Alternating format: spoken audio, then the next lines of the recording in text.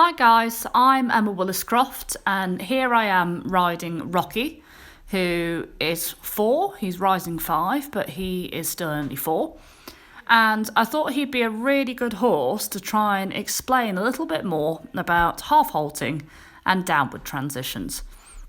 Now, when you're riding a downward transition, what you want to feel is that the horse stays forwards. You don't want to feel that they do, which is exactly what Rocky just did there, is they come back at you and they almost feel like they slow down quicker than you do. So the best thing to do is start working on really basic half halts.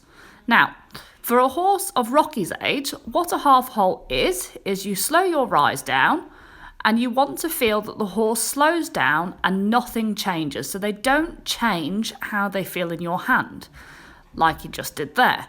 Now, when I'm slowing my rise down, what he's trying to do is get really strong and throw his head down. So what I'm encouraging him to do is actually lift his head up so that he does the opposite of what he wants to do. And all I want to feel is that I can maneuver him within the trot from a decent working trot to bring him a little bit slower and that he doesn't get strong. So the way that I'm doing that is I'm showing him that if I slow my rise down, it doesn't mean get strong in my hand. So I did one there just by C. I slowed my rise down a little bit and he didn't get strong. And then gradually I decrease the speed of the trot until he just takes me to the walk. So I'm showing him a little bit about his own gears within the trot. If you imagine working trot as being, say, a gear 3, in order to get to the walk, a bit like a car, you need to go from gear 3 down to gear 2, down to gear 1. So that they slow down slowly without just leaning against you. So you're showing them how to keep their balance within the downward transitions. The best way to get decent downward transitions is by getting them to work their hind legs more. So here I'm just really pushing him forward and saying, right, come on mate, think forwards. And I'm doing lots of little give and retakes down my reins to make sure that he doesn't feel like he's leaning against me. And then here I slow my rise down and then I slow it down even more until gradually he just comes into the walk and it doesn't feel like he's leaning against me. So he's really listening to what my body is doing. So if my body slows down, he slows down. If my body speeds up, so like there, I put my body into a trot. I expected him to trot and he did because he was a really good boy. He goes up into the trot. And then as soon as he's in trot, I say, right, come on, mate, take me forwards. So I'm giving little touches with my legs if I don't feel like he is taking me forwards. And then as soon as he goes forwards, I relax my leg and I just let him trot. So he's learning to maintain the same pace that I am in. So I'll repeat it here on this rein. I slow my rise down, slow it down a little bit more, and then gradually just let him trickle into the walk. You should always feel like it's the horse taking you into the downward transition rather than you slow down and then the horse slows down more than you.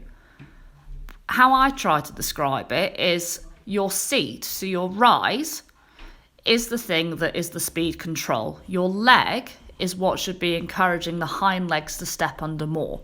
So whenever I'm riding downward transitions, I always use my leg to say, come on, hind legs, step under more. And it's my rise which is controlling the speed he's going at. So here I've slowed my rise down. You can see there, I almost leant forwards because he slowed down quicker than I slowed down.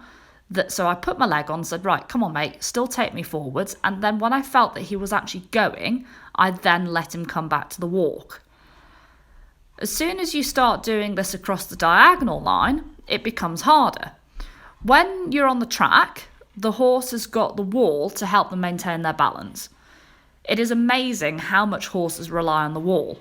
So as soon as the horse has got the grasp of this on the track, I then take them off the track. Still, occasionally like I did there, just repeat the exercise on the track. Say, come on, it's the same thing on the track as it is when we go across the diagonal. So here I turn, slow my rise down. I'm opening and closing my fingers a little bit and saying, right, no, come on, don't lean against me. There, he was quite strong on that one. So I stayed in sitting to try and help myself to get my leg on a little bit more. And I did lots of opening and closing of my fingers, so right, don't lean against me. And then came back to the track and repeated it on the track. So that one, although he hollered a little bit, he lifted his head up, I still said to him, no, that was okay, because he didn't actually get strong. It's trying to kind of pick what it is you're looking for. Here I wasn't necessarily looking for his head and neck to stay in exactly the same place. All I was looking for is that he wasn't getting strong and he didn't feel that he changed the weight in my hands. I want the weight in my hands to stay the same no matter what it is I'm doing. So that one I just did another diagonal, and again he got strong. So I repeat it. Turn across this diagonal. There I keep lifting my hands up, just quickly saying, right, no, come on, don't lean against me. Then I slowed myself down, kept my hands forwards, and gradually put my own body into walk, and there he came back to walk quite nicely, which is why I gave him a pat. Yes, he lifted his head up, but again, he's 4. I don't care at this stage. Now, what I would say is don't always do your transitions in the same place, because what tends to happen is the horse tries to behave, they then anticipate what it is you're going to do, and they do that to be good. They don't do it to be naughty. So occasionally, if say you are working on your transitions across the diagonal, say, right, no, okay, this one, I'm just going to stay in trot and make him think forwards again. Once I finished the exercises that I was working on during my schooling session, I always make sure that I stretch the horse off. This is really, really important because it encourages the horse to not be stiff the next time that you ride it.